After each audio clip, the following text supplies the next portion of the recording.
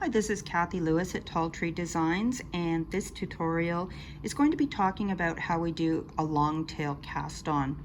And you've probably come across long tail cast on in a lot of patterns. We use it a lot when we want our bound on edge to be a little bit stretchy. So for example, the cuff of a sock, a neck opening, a cowl, a hat. They need to have a little extra give to go over a particular body part easily, but also snap back into shape to fit snugly. And this is the best cast on I've found for doing that. So, long tail cast on, as the name implies, you need a long tail. So you're going to pull out, I've got a few feet here, because I'm not going to do a whole ton of stitches here. But whatever you think you need, leave yourself a little bit more just to be on the safe side. And I'm just creating a slip knot here and putting it on my needles. So working yarn, that's the yarn attached to my ball of yarn, is going to the right. This long tail that I've left is going out to the left. I'm going to hold my needle with the right hand, the yarn for the long tail cast on with my left, and fairly snug.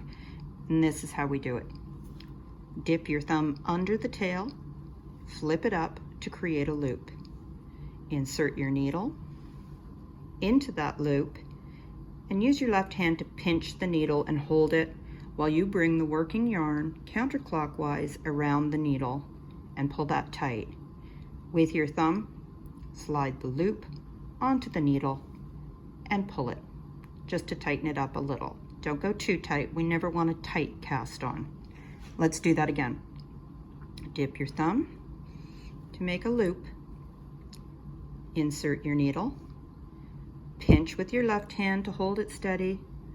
The working yarn comes around, and with your thumb, slip it on the needle.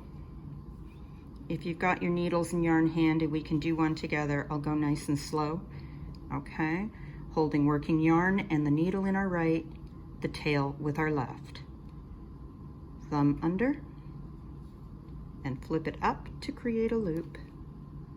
Insert the needle, pinch, bring your working yarn around counterclockwise, pull it snug, and then with your thumb, slip that onto your needle and tighten.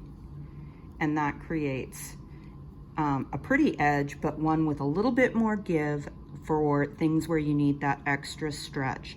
And you'll find I use this cast on in all of my Tall Tree Designs patterns whenever I need that stretch. And now you know how to do it too.